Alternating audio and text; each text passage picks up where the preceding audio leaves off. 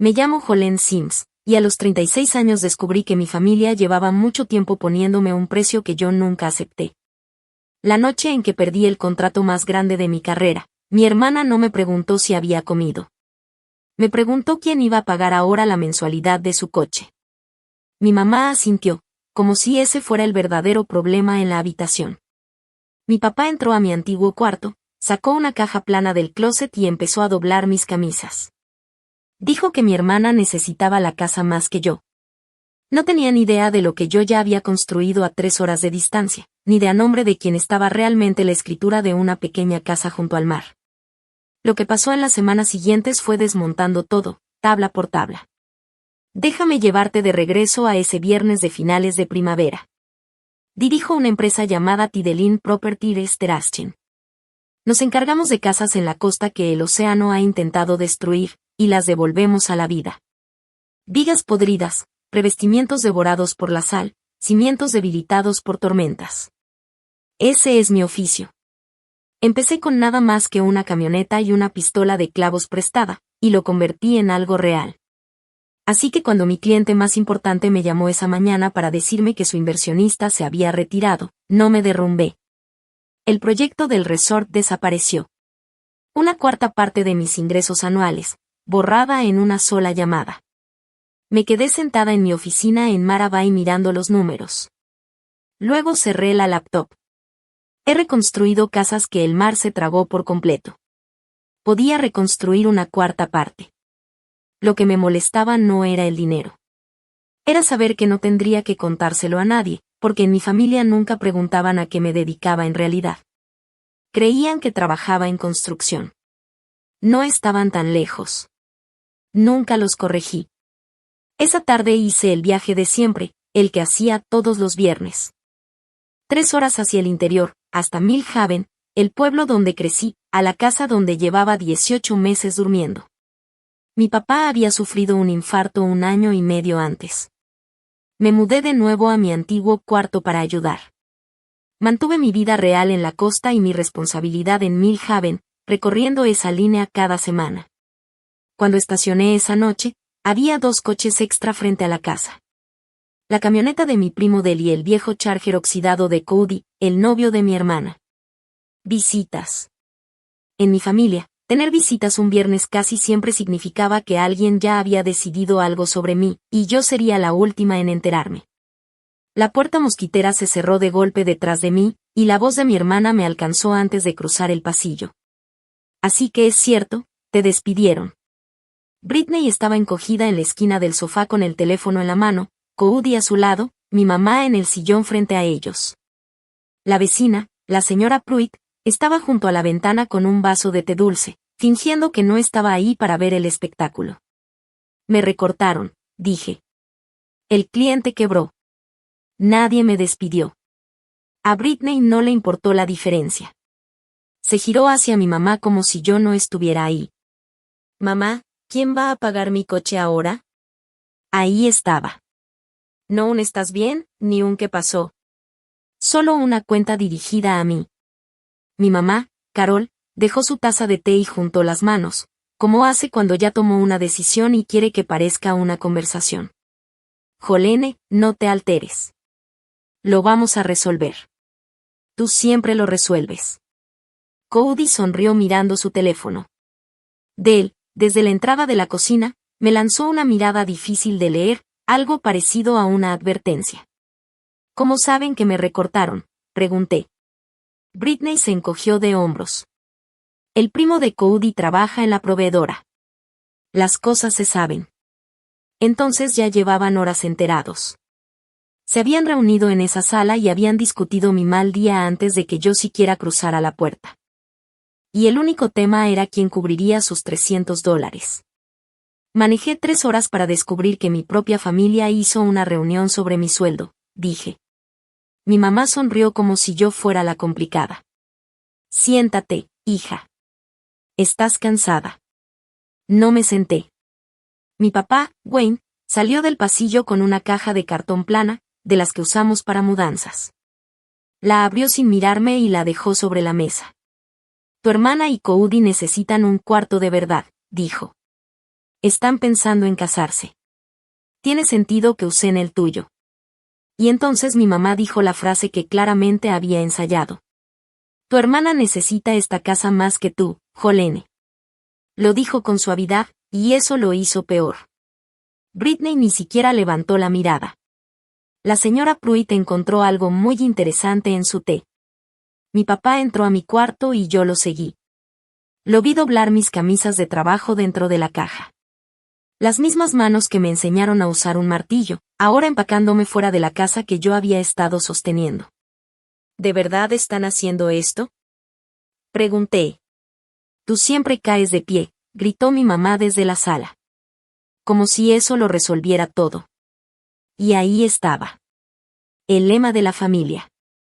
Jolene siempre cae de pie, así que nadie tiene que atraparla. Miré la caja. Encima estaba la vieja lata de costura de mi abuela, la que Nana me regaló cuando tenía 12 años. La tomé entre las manos y la sostuve un momento. Luego metí la mano en el bolsillo de mi chamarra y sentí el peso frío de un llavero que nunca le expliqué a nadie en esa casa.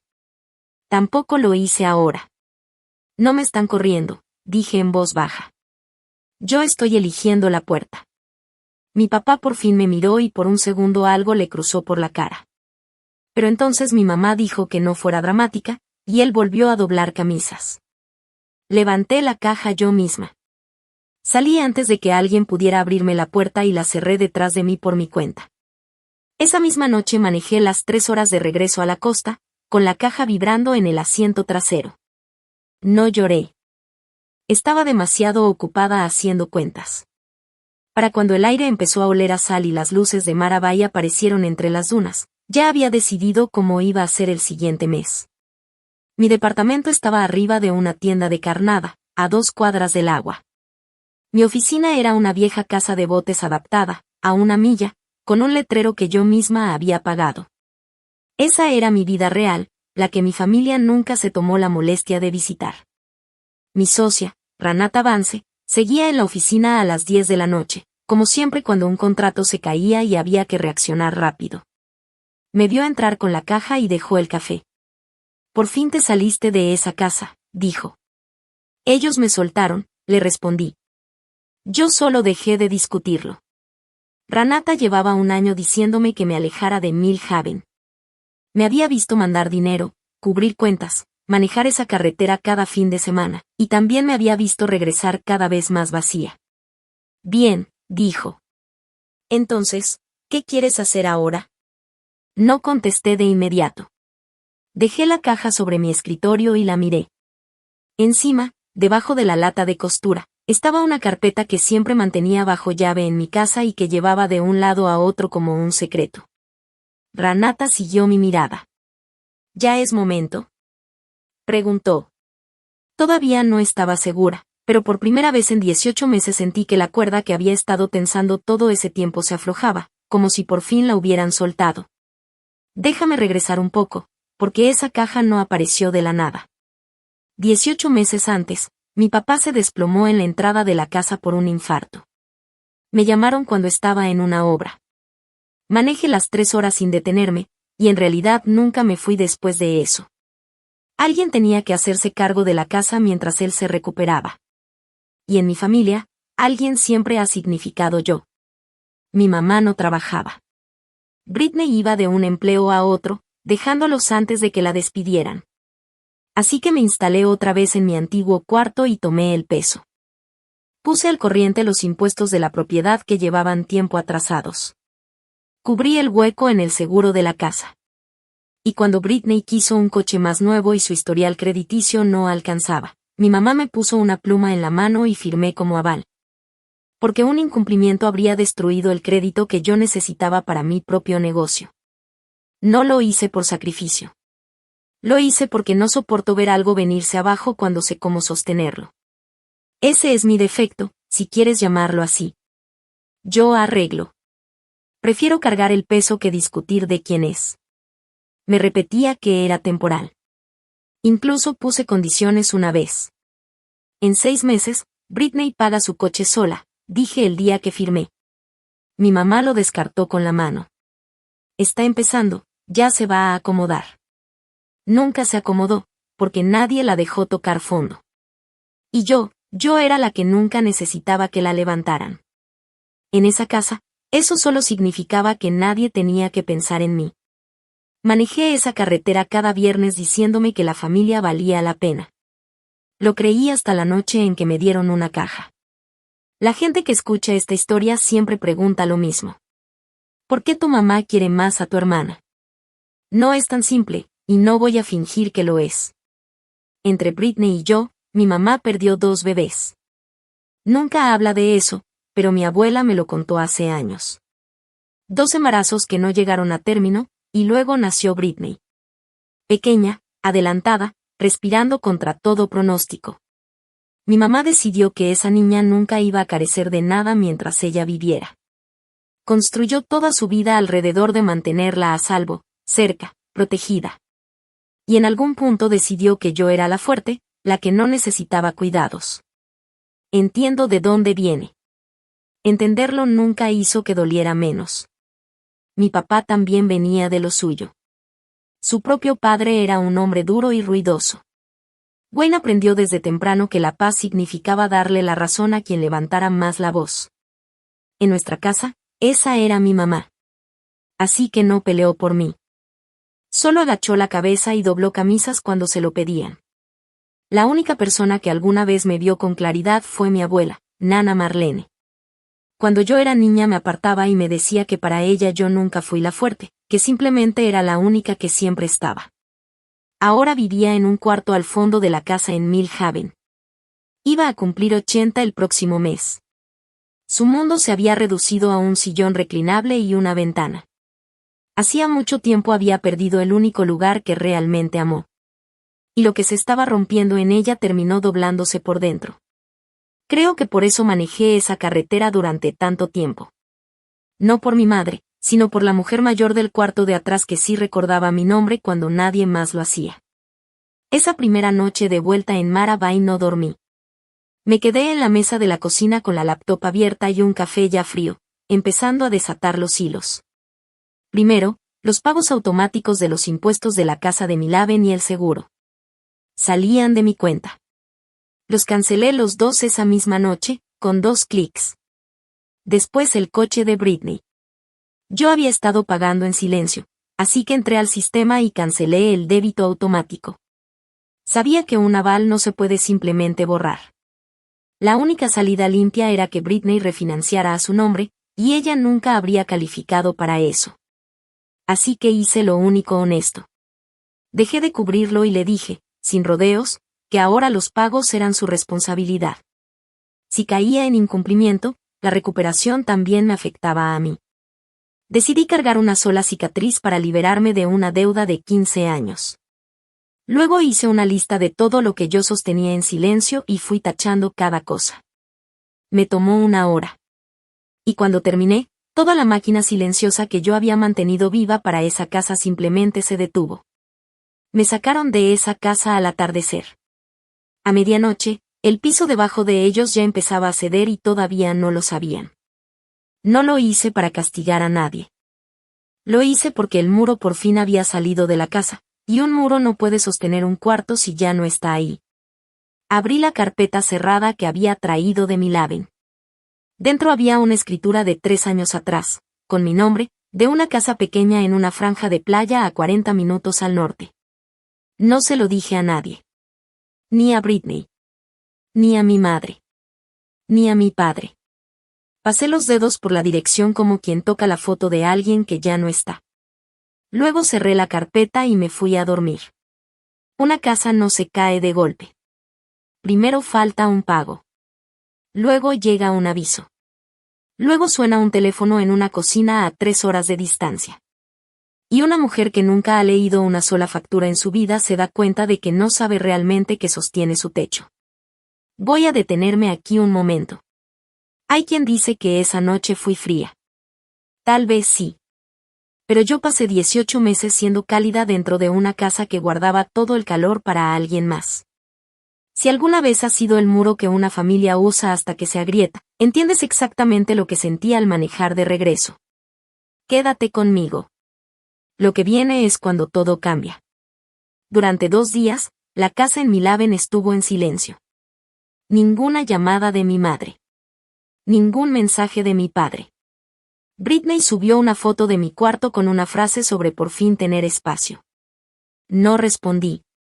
Me enterré en el trabajo, como siempre hago cuando algo duele.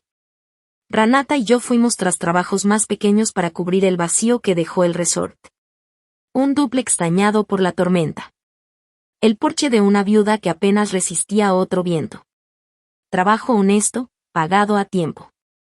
Al tercer día por la mañana llamó Del. Del era el único en esa familia que decía la verdad sin que se la pidieran. Oye, me dijo. Necesito que sepas algo. Llegó una carta a la casa. Encabezado del banco. Tu mamá la ha estado mirando toda la mañana. ¿Qué tipo de carta? Algo sobre una línea de crédito hipotecario. Se veía asustada, Jolene. Le seguía preguntando a tu papá qué significaba. Él tampoco sabía. Sentí algo frío acomodarse detrás de mis costillas. ¿Qué línea de crédito? Del se quedó en silencio. Tú no sabes nada de eso. Del, ¿qué línea de crédito? Pensé que tú lo habías hecho. Tiene. Se detuvo. Mira, no debería ser yo quien te lo diga, pero tu nombre está metido ahí de alguna forma. Tu mamá lo mencionó. Le di las gracias, colgué y me quedé completamente quieta. Había una pieza de todo esto que yo no tenía todavía. Y tenía mi nombre encima. Pronto descubriría que las personas que me habían sacado de esa casa habían estado apoyándose en mí de formas que yo nunca acepté, en lugares que ni siquiera había pensado revisar. Britney llamó esa tarde. Casi dejó que sonara. Un reflejo me hizo contestar. El mismo reflejo que todavía creía que alguien podría preguntar cómo estaba. Hola, dijo. Oye, el seguro se vence el lunes. ¿Puedes cubrirlo? Y mamá dice que el calentador está haciendo ruido, así que probablemente también eso. Ni un hola. Ni una pregunta que no terminara en dinero. Britney, dije. ¿Sabes dónde estoy? No sé, en la playa o algo así. Estoy a 3 horas de ahí y ya no estoy en tu nómina. Silencio. Le escuché dudar. Cody decía algo en el fondo. No seas así, dijo Britney. Tú siempre te encargas de estas cosas. Me encargaba porque nadie más lo hacía. No es lo mismo que decir que me pertenecía. ¿Entonces vas a dejar que me quiten el coche por tus sentimientos? Casi me reí. No soy tu banco, Britney. Nunca debí serlo. La voz de Cody subió desde el fondo. Pregúntale por lo otro, dijo. Y Britney lo calló. Pero yo lo había escuchado. ¿La otra cosa? ¿Cuál otra cosa? Pregunté. Nada, dijo Britney demasiado rápido. Olvídalo. Colgó. Dejé el teléfono sobre el escritorio y me quedé mirándolo un buen rato. En esa familia había un guión, y yo llevaba 15 años interpretando mi papel. La responsable, la cartera abierta, la pared que sostenía todo. Y ahora que me había salido de escena, todos estaban confundidos porque los diálogos ya no funcionaban. El problema era que alguien me había escrito en un papel que yo nunca leí, y Cody acababa de dejar ver una página que no me tocaba. Esa noche envié el mensaje que debía haber enviado años antes. Lo hice corto, como cuando le das un presupuesto a un cliente y ya no hay nada que negociar. Se lo mandé a los 3 al mismo tiempo. Los impuestos, el seguro, el aval del coche. Termina hoy. Les di una fecha clara y el número del banco. Nada más. Sin disculpas, sin explicaciones largas sobre lo que dolía. Había aprendido hace tiempo que el dolor no mueve a quien cree que tu trabajo es sangrar en silencio. Solo las consecuencias lo hacen. Antes de enviarlo, escribí una línea más para mí que para ellos. La familia no es una factura. Es una puerta. Y ya no voy a sostenerla abierta para gente que solo toca cuando quiere algo. Esa parte no la mandé. Solo necesitaba leerla una vez, con mi propia letra, para creerla. Luego envié el resto y dejé el teléfono boca abajo. Renata leyó el mensaje a la mañana siguiente, por encima de mi hombro, y asintió. Sin suavizar nada, dijo. Bien. Van a intentar pintarte como la mala. Que lo hagan, respondí. Llevo 15 años siendo la pared. Ya pueden sostener el techo ellos un rato. Lo decía en serio. Pero conocía a mi mamá. Ella no iba a discutir el dinero. Iba a discutir el amor. Convertiría una hoja de cuentas en una traición y un límite en un acto de crueldad, porque ese era el único idioma que había encontrado para influir en mí. Y durante 15 años, le había funcionado. La pregunta que me hice esa mañana, mirando cómo bajaba la marea desde la ventana de la vieja casa de botes, era si todavía iba a funcionar. La tormenta llegó al mediodía. Mi mamá llamó 6 veces antes de que contestara. Cuando por fin respondí, no empezó con el dinero. Empezó con el golpe. Después de todo lo que esta familia ha hecho por ti, dijo, ¿esto es en lo que te convertiste? ¿Y qué ha hecho esta familia por mí, mamá? Silencio. No tenía una lista. No existía. Tú siempre caes de pie, Jolene, dijo, aferrándose a la frase de siempre. No nos necesitas como tu hermana. ¿Por qué le haces esto? Ahí estaba otra vez. Esa frase que usaba como martillo. La que convertía toda mi vida en una excusa para ignorarme. No le estoy haciendo nada a Britney, respondí. Dejé de hacer cosas por ella. No es lo mismo. Puede perder su coche. Entonces que pague como cualquier adulto. La voz de mi mamá se quebró justo a tiempo. Las lágrimas que siempre podía sacar como si abriera una llave. Perdí 2 bebés, Jolene.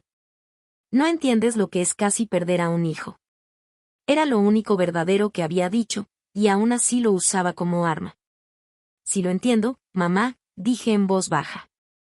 Lo he entendido toda mi vida.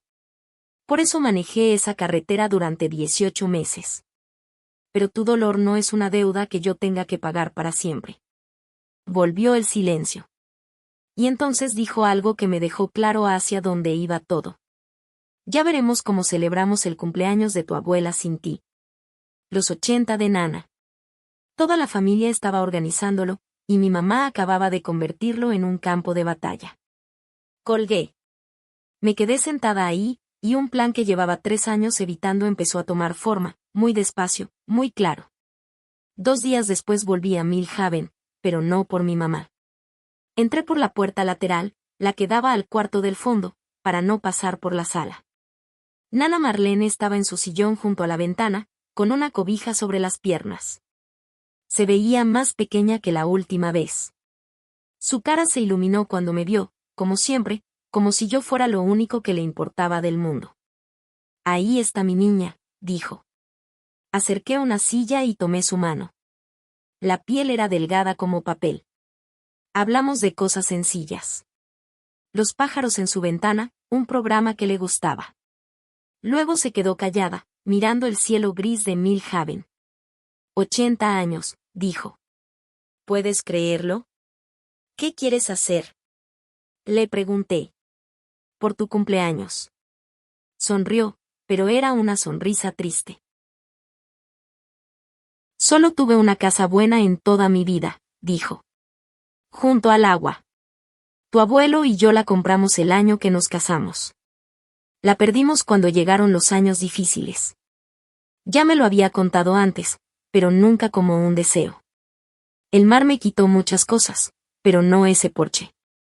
Me sentaba ahí a ver el atardecer y pensaba, esto es mío. Nadie me lo puede quitar. Apretó mi mano. Es curioso lo que uno recuerda al final. No le dije lo que yo sabía. Todavía no. Solo me quedé con ella hasta que cambió la luz. Y de regreso a la costa, hice una llamada a mi abogado sobre un documento en el que llevaba 3 años pensando, pero que nunca me había atrevido a poner en papel. La casa que mi abuela perdió es la misma que yo recuperé. Nunca se lo dije. Hace 3 años apareció en una subasta del condado, medio en ruinas, con el porche hundiéndose en la arena, y vacié mis ahorros para quedármela. Para el tercer año por fin había llegado a los huesos de la casa, a las paredes originales que nadie había abierto desde que mis abuelos la construyeron. Todos los dueños después de ellos se limitaron a arreglos superficiales, pintura, accesorios baratos, lo fácil. Nadie se metió con la estructura. Un día después de haber estado con mi abuela, manejé de nuevo por la costa para trabajar, porque arrancar lo podrido es lo único que me calma. Estaba quitando una sección sellada de pared junto a la vieja chimenea, listones y yeso antiguo que no se habían movido en 70 años, cuando algo cayó desde dentro y golpeó el piso. Era una lata de café oxidada, de las que ya no existen. Me senté ahí mismo y la abrí. Dentro había fotografías amarillentas, dobladas por el tiempo. Mi abuela joven, mi abuelo abrazándola, el porche nuevo y blanco detrás de ellos. Y debajo, una hoja doblada en un cuadrado pequeño, suave por los años. Su letra. Era una lista, cosas que quería antes de irse. La leí con el corazón lento, pesado. Casi todo era sencillo. Ver a los primos una vez más. Hacer las paces con Wayne. Y hasta arriba, subrayado 2 veces con tanta fuerza que casi rompía el papel, decía, ver un último atardecer desde el porche de una casa que sea mía. Había escondido esa lata dentro de la pared del año en que construyeron la casa, detrás de un yeso que nadie tuvo motivo para abrir.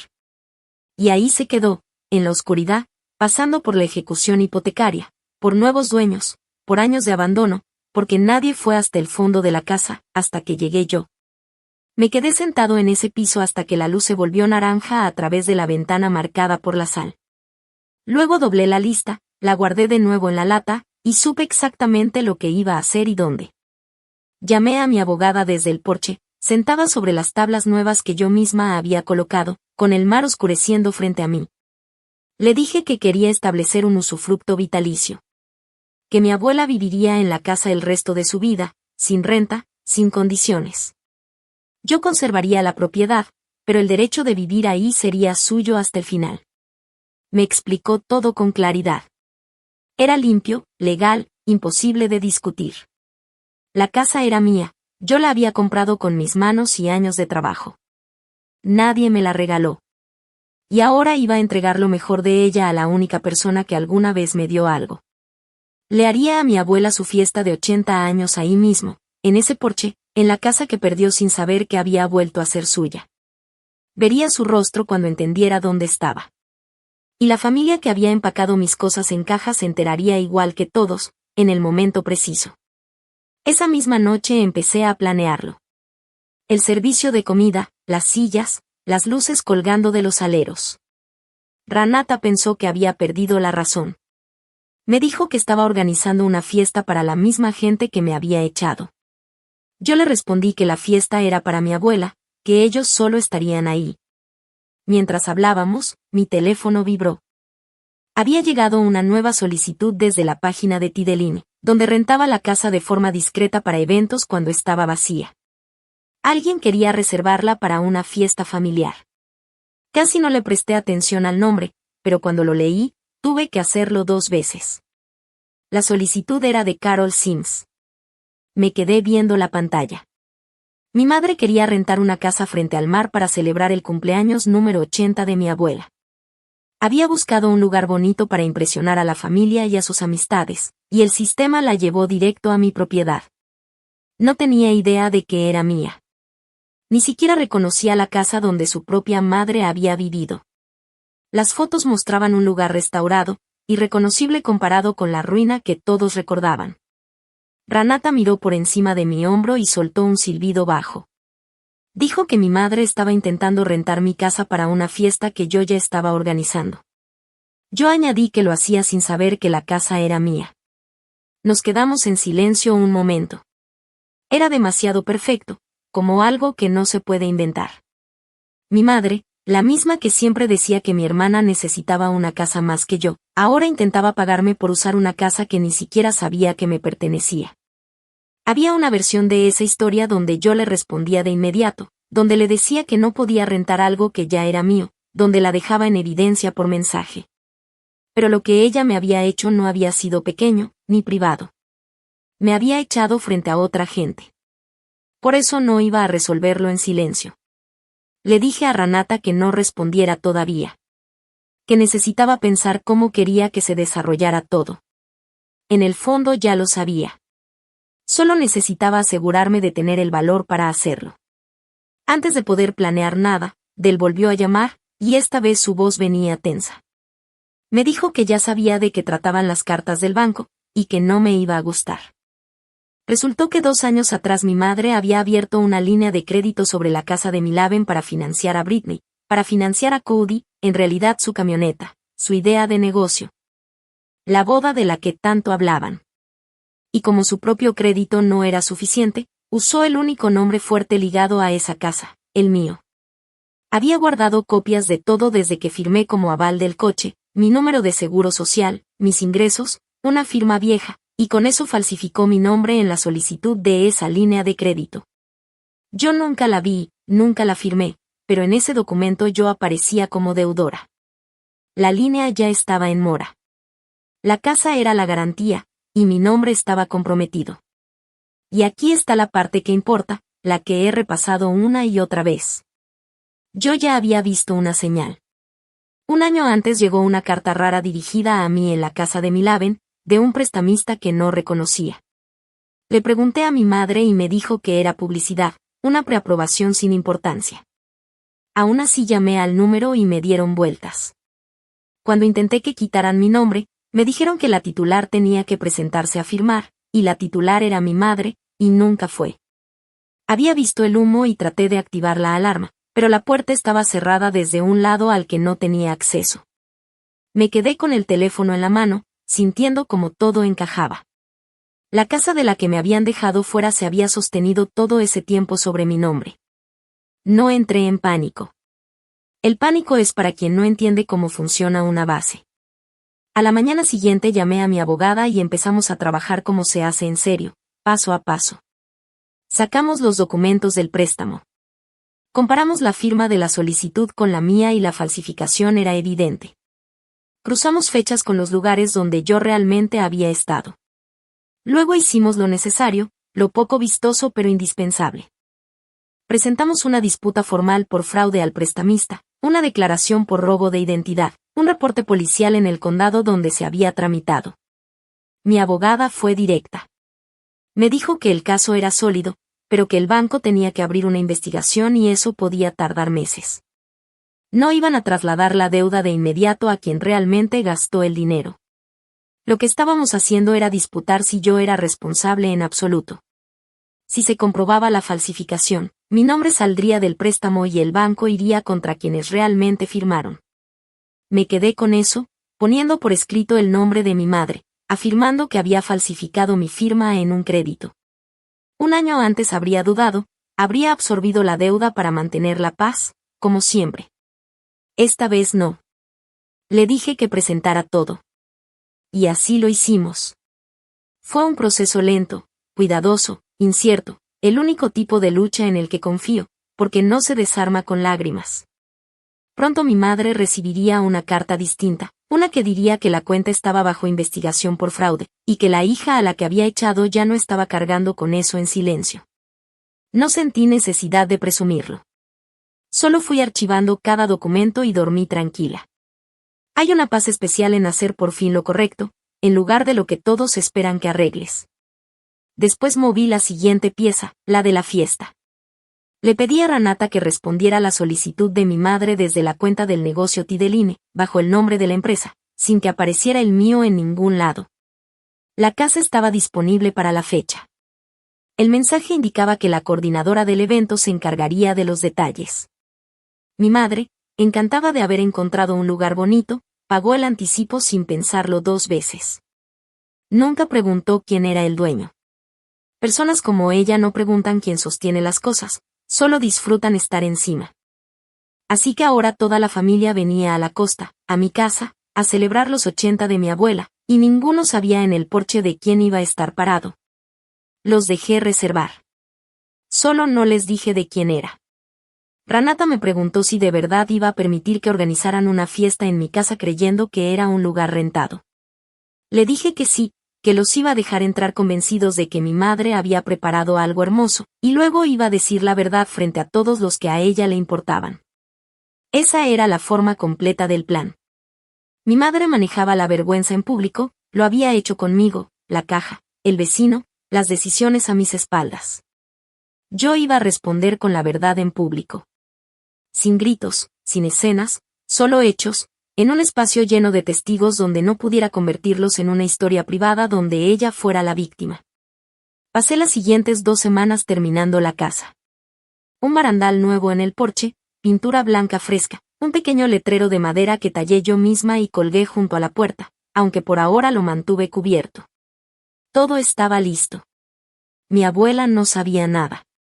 Mi madre tampoco. Solo lo sabíamos Renata, yo y una abogada redactando una escritura. Una semana antes de la fiesta, mi padre llamó. Él nunca llama. Casi no reconocí el número con su nombre en la pantalla. Dijo mi nombre y luego dejó un silencio largo, de esos que llenan una habitación. Finalmente dijo que sabía que aquella noche no había estado bien, lo de la caja. No debí empacar tus cosas. Me quedé en silencio. Había esperado 18 meses para escucharlo decir una verdad, y no iba a apresurar ese momento. Tu madre dijo que era lo mejor para todos, continuó. Yo solo seguí la corriente.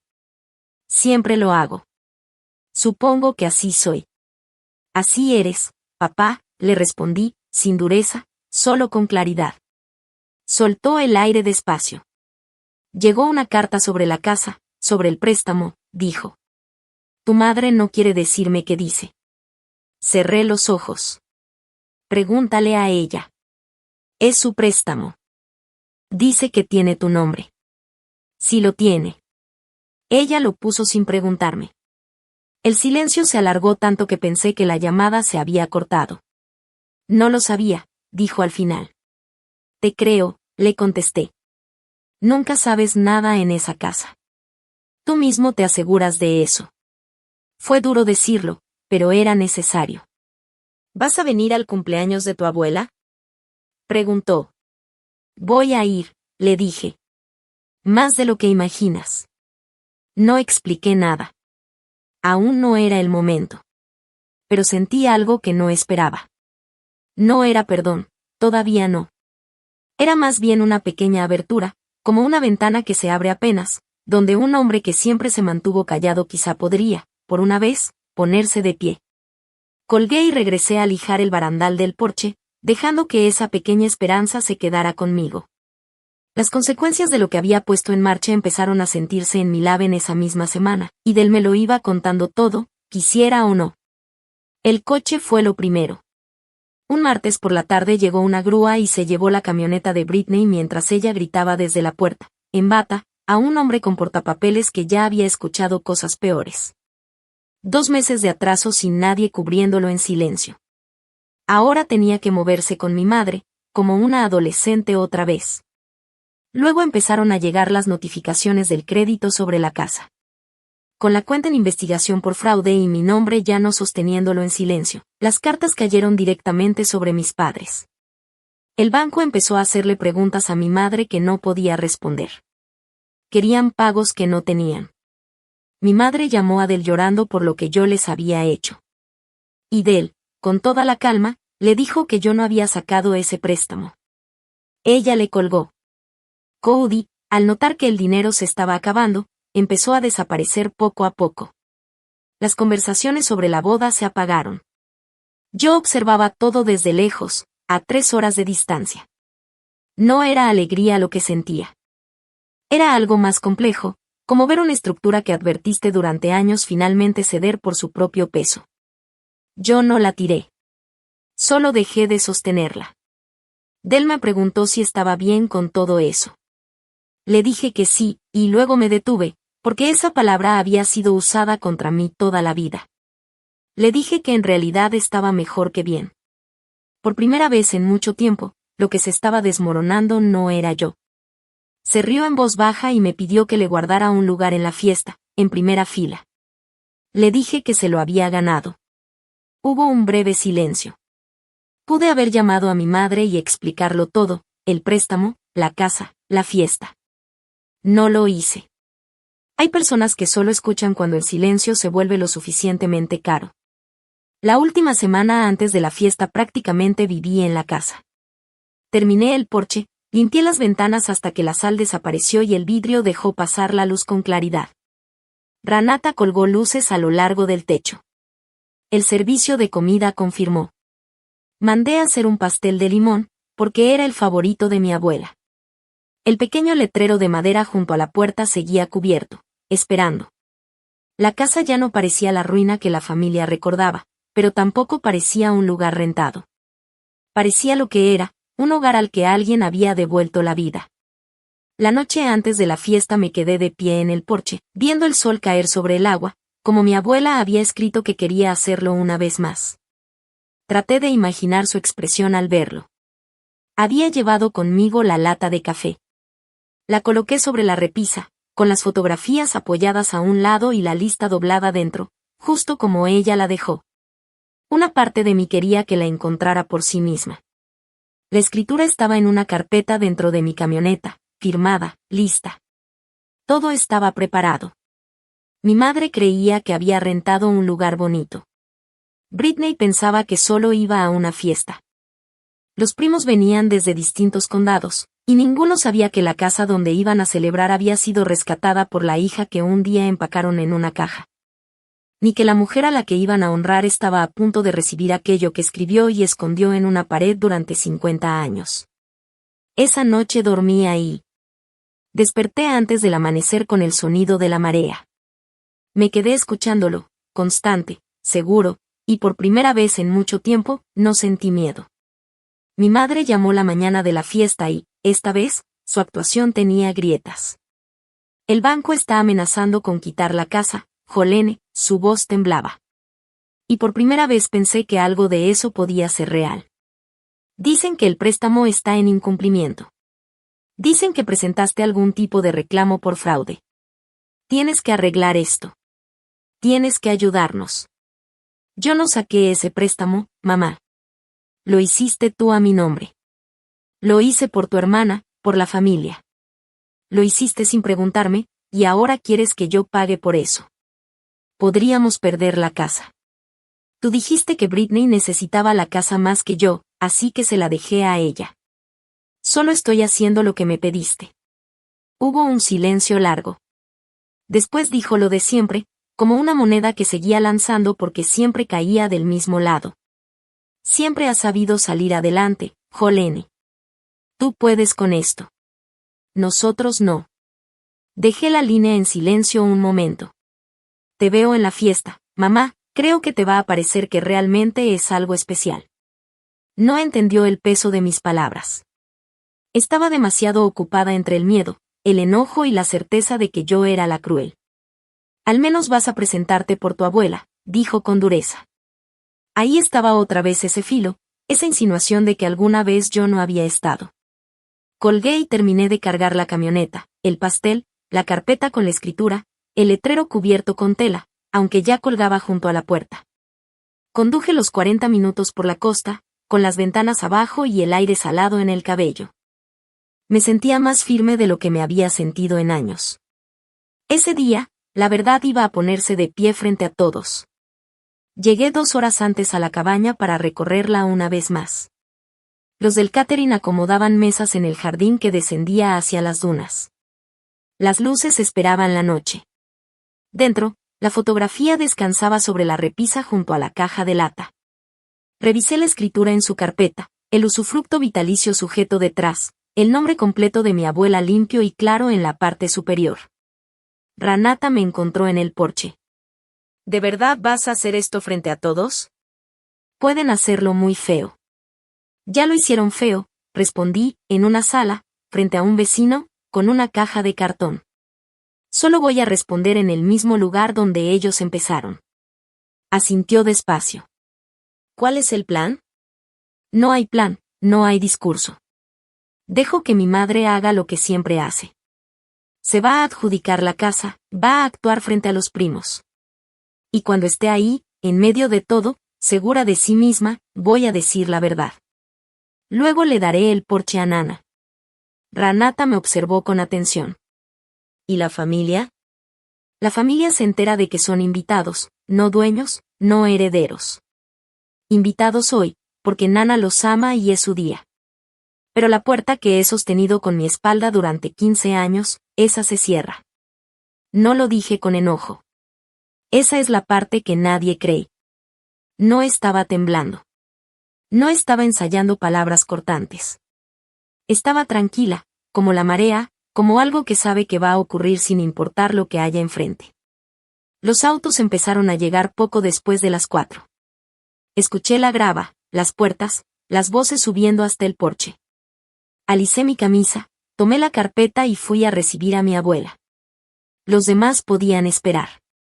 La llevaron por el camino en una silla prestada, con un chal sobre los hombros. No dejé de mirar su rostro. Observaba la cabaña como quien intenta recordar una palabra que casi tiene en la punta de la lengua. Entonces el porche apareció completo, la barandilla blanca, las luces, las ventanas limpias y brillantes. Y se detuvo. Su mano subió hasta su boca. Wayne, dijo a mi padre, que empujaba la silla. Wayne, esto es. No pudo terminar. Esta es mi casa. Los primos siguieron de largo hacia la comida sin entender. Pero mi padre se quedó inmóvil. Él sabía, había crecido visitando ese porche. Miró la casa, y luego, lentamente, me miró a mí, de pie en lo alto de las escaleras. Algo cruzó por su rostro que nunca le había visto. Mi madre subió por el camino con su mejor vestido, ya sonriendo para los primos, ya actuando como anfitriona. No es hermoso, mamá, dijo en voz alta para que todos escucharan. Lo encontré para ti. Quería que tuvieras un lugar bonito. Nana no la escuchaba. Miraba el porche, el letrero tallado junto a la puerta que había colgado esa mañana y finalmente descubierto. El porche de Marlene, su propio nombre en madera, envejecido como si siempre hubiera estado ahí. ¿Quién hizo esto?, susurró. ¿Quién me devolvió mi casa? El ruido de la fiesta continuaba alrededor, risas, hielo en los vasos, alguien preguntando por el pastel. Pero en ese pequeño espacio del porche, 3 personas quedaron inmóviles. Mi abuela con la mano en la boca, mi padre pálido, y mi madre empezando por fin a sentir que el guión en su cabeza y la realidad frente a ella no eran lo mismo. Mamá, dijo otra vez, ahora insegura, yo la renté para ti. Y ese fue el momento que estaba esperando.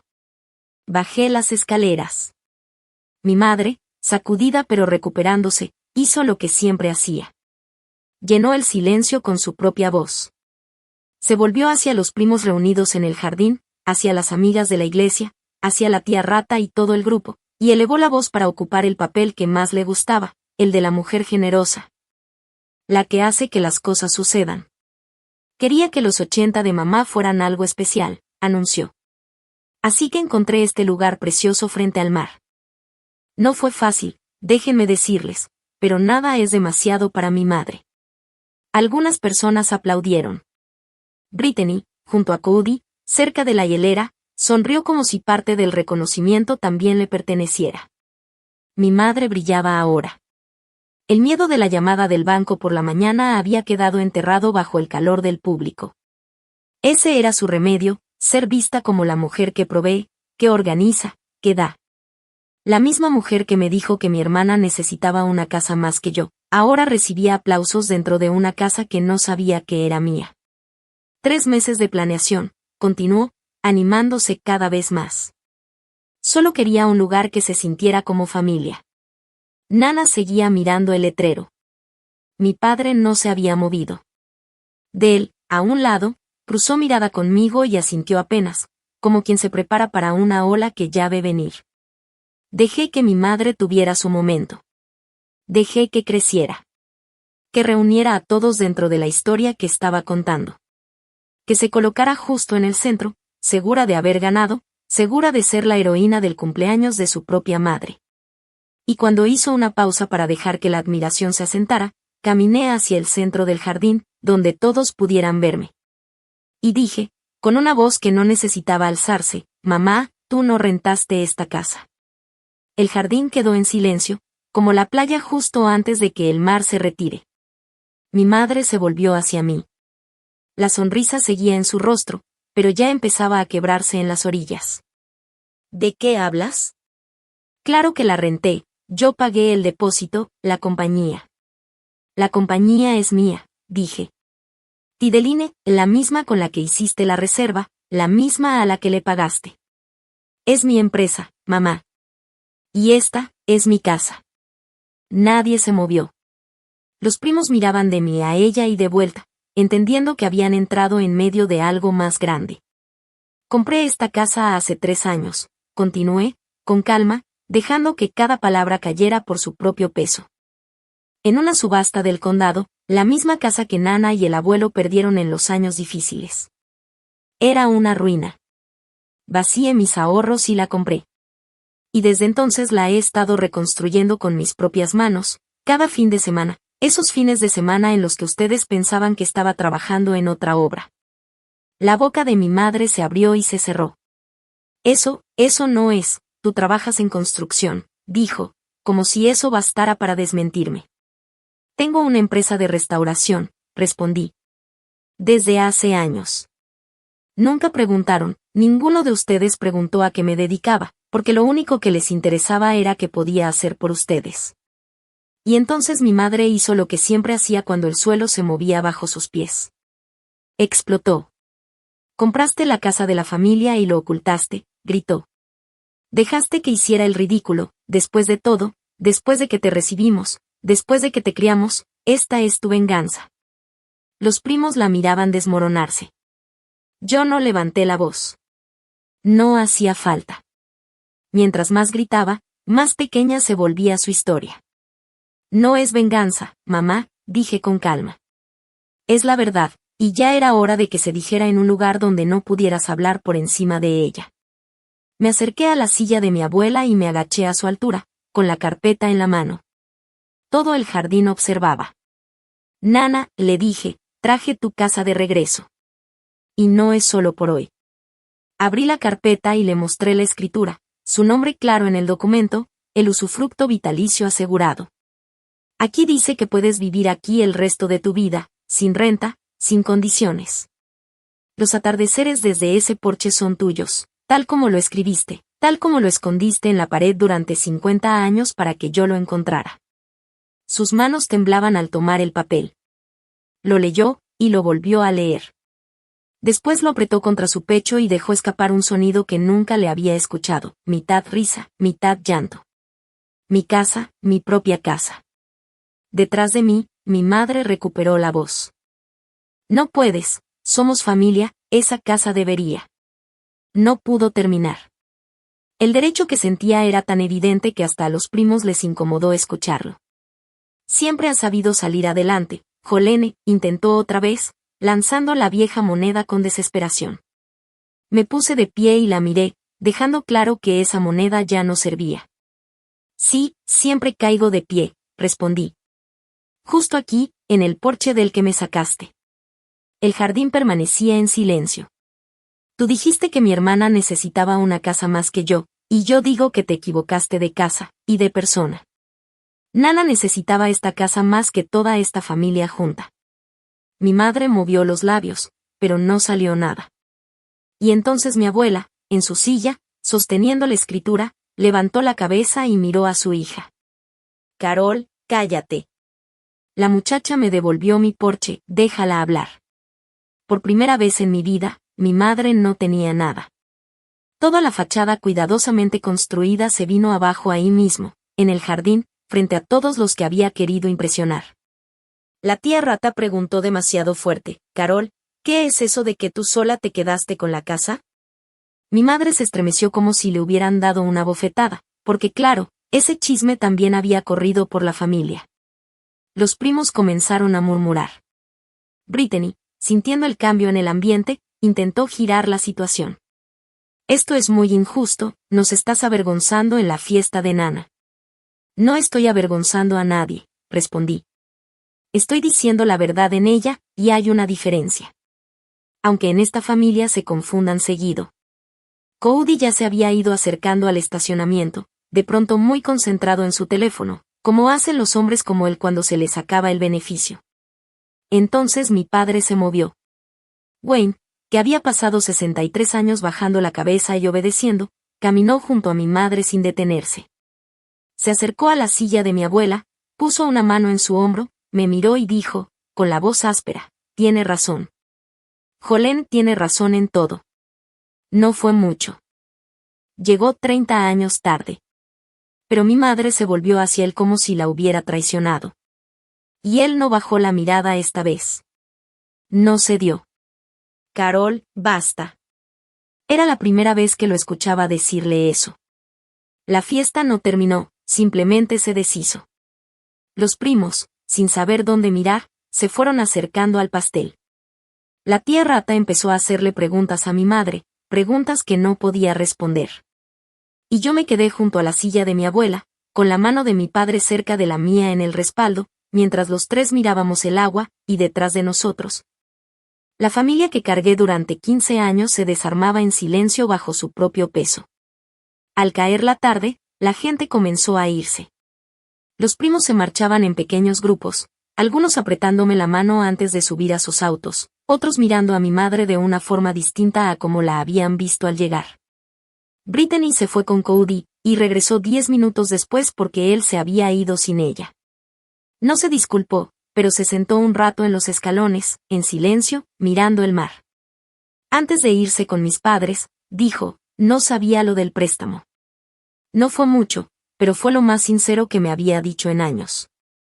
Mis padres regresaron a Millhaven para enfrentar una casa que ahora tendrían que salvar por su cuenta, con sus propios nombres y su propio dinero. El problema del crédito seguiría durante meses, sin ninguna garantía, pero yo ya no lo estaba cargando en silencio. Lo que ellos firmaron, ahora lo responderían ellos. Yo me quedé con Nana. Cuando el último auto se alejó por la grava, llevé su silla hasta el borde del porche. Nos sentamos juntas mientras el sol caía sobre el agua, derramando luz dorada por toda la bahía. Ella sostuvo la escritura en su regazo todo el tiempo. Mi primer atardecer que es completamente mío, dijo en voz baja. 80 años para esto. Ahora es tuyo, le dije. Todos los que vengan a partir de hoy. Extendió la mano y tomó la mía. Vimos la luz desaparecer juntas, sin decir nada más, porque no hacía falta.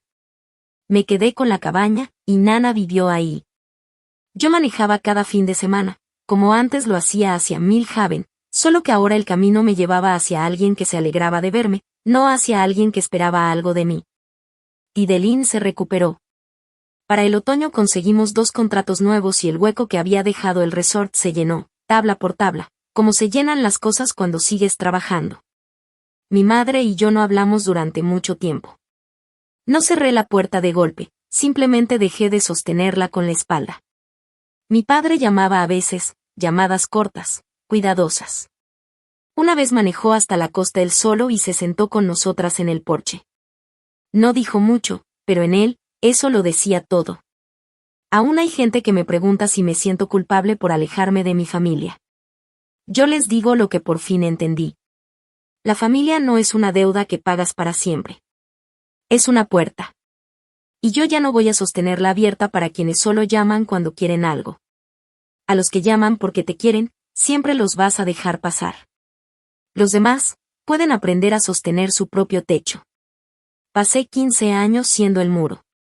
Y resultó que soy mucho mejor siendo un porche. Si algo quiero que te quedes de mi historia es esto. Poner un límite no es cerrar la puerta a quienes amas.